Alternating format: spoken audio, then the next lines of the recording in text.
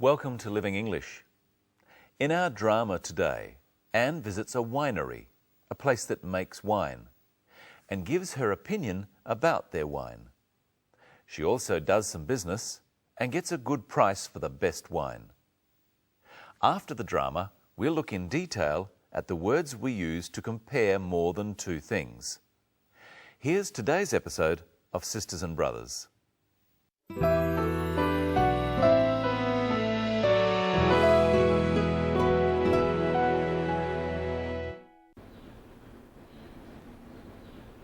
These are our whites. Why don't you try the Chardonnay first? It's our best-selling wine.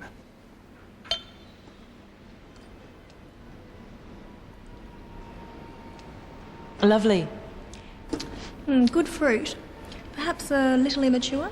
Yes, it's made from some of our youngest vines. It is our most popular white at the moment. Try this Riesling.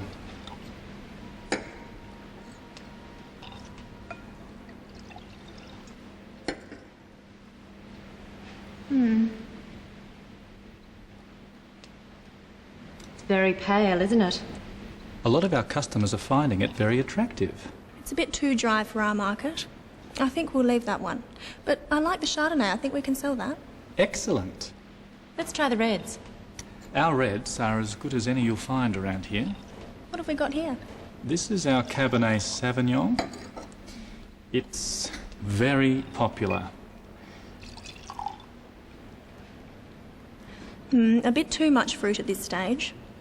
I understand it wasn't a good year for Cabernet in this district. You know your wines, Miss Lee. I try to be prepared. What's your best red? This one. Our Shiraz.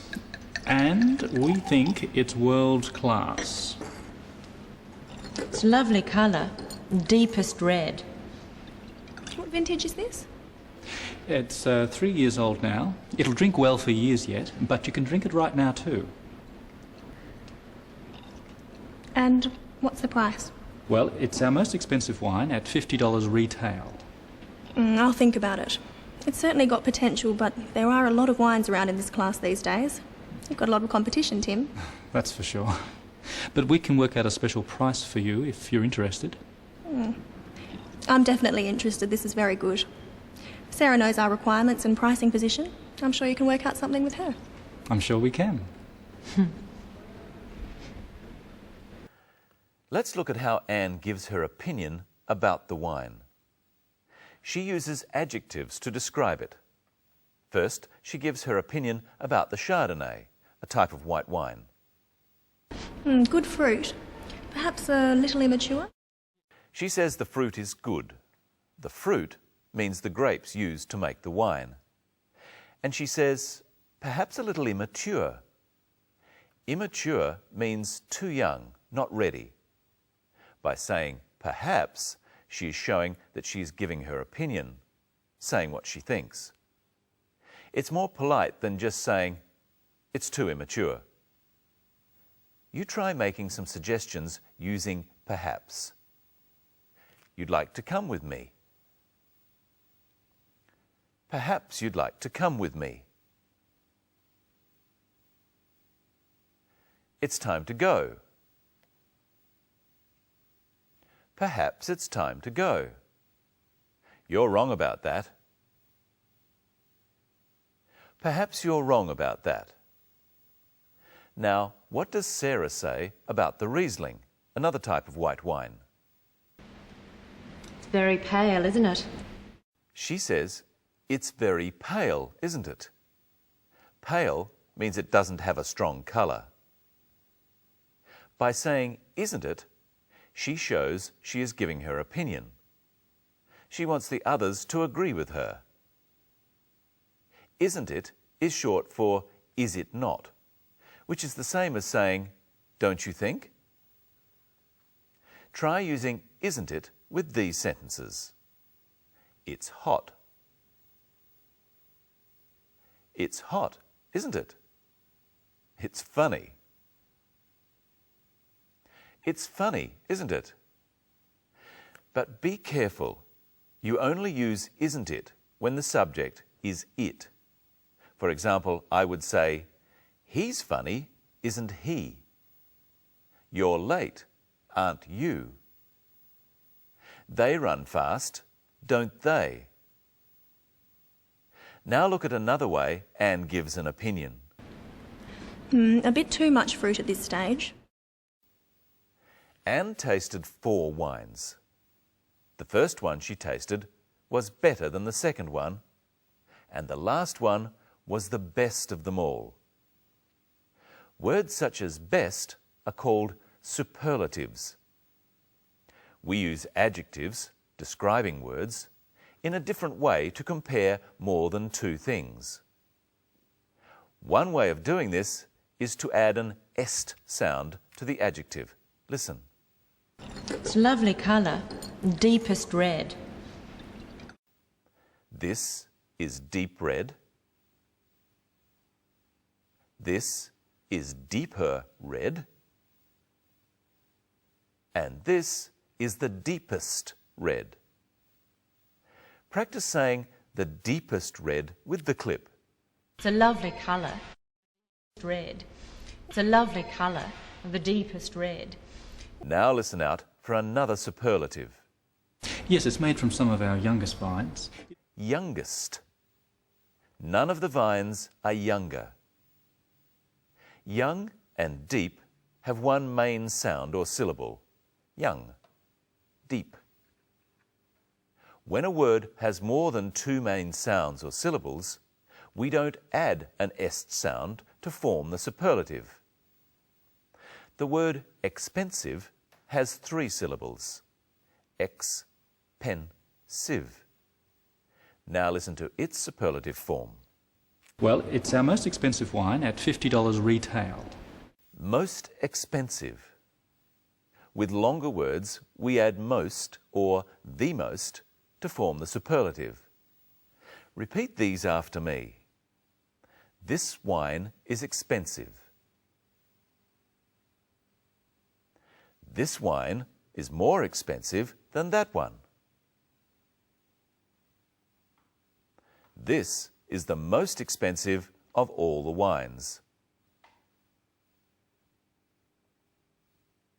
But with shorter words, we add and est to the end of the word. Repeat these phrases after me. This wine is pale.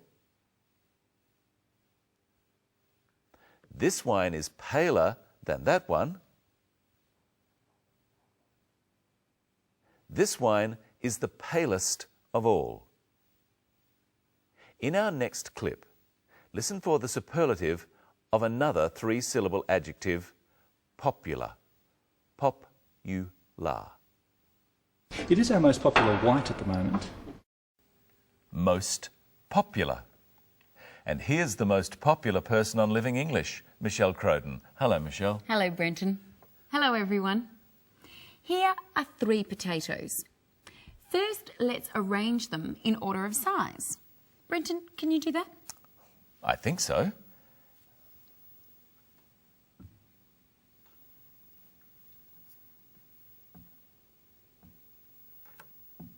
There you go. So this one is bigger than this one, and this one is bigger than this one. So this one is the biggest. And as we've already seen, we add to big to make bigger and compare 2 things, and est to big to make biggest when we're comparing more than 2 things. What else happens to the word big? It has an extra G. That's right. The extra G tells us that the word is pronounced biggest and not biggest. What's another example? Hot. Hotter. Hottest. And what's the opposite of big? Small. Small. Smaller. Smallest. It already has a double letter at the end. Now I want you to put these in order of their weight. Oh, okay.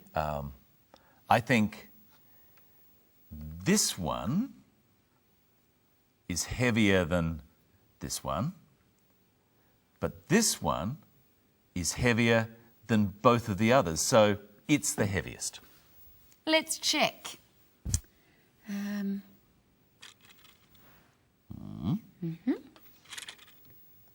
this one. Heavier? That's heavier. Yeah, okay. And this one. This one's heavier than both.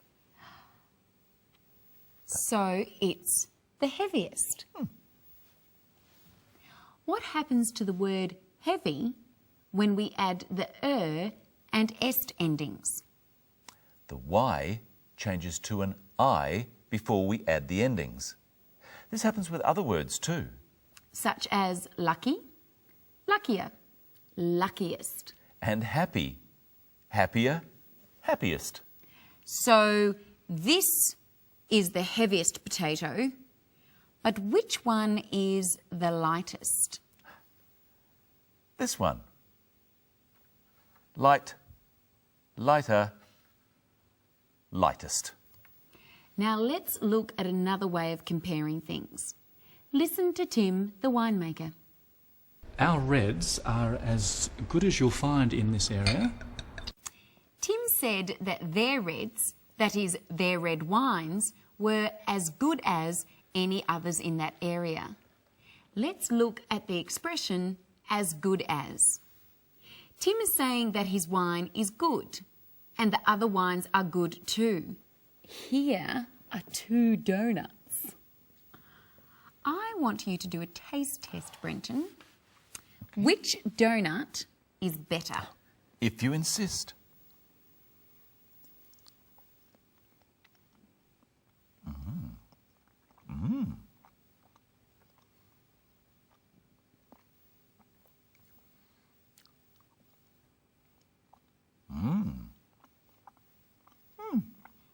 So is this donut better than that one? Not really. No.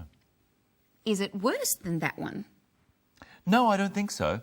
I think they're both equally good. So we would say this donut is as good as that one. They're both equally as sweet. You can use any adjective instead of good. So we would say this donut is as sweet as that one. They're both equally delicious. What would we say? This donut is as delicious as that one. And they're both equally round. This donut is as round as that one. And they're both fattening. Well, yes, this donut is as fattening as that one. We could also say this donut is just as fattening as that one. But this donut is the most fattening. Yes, and the most delicious. It's the best. Goodbye.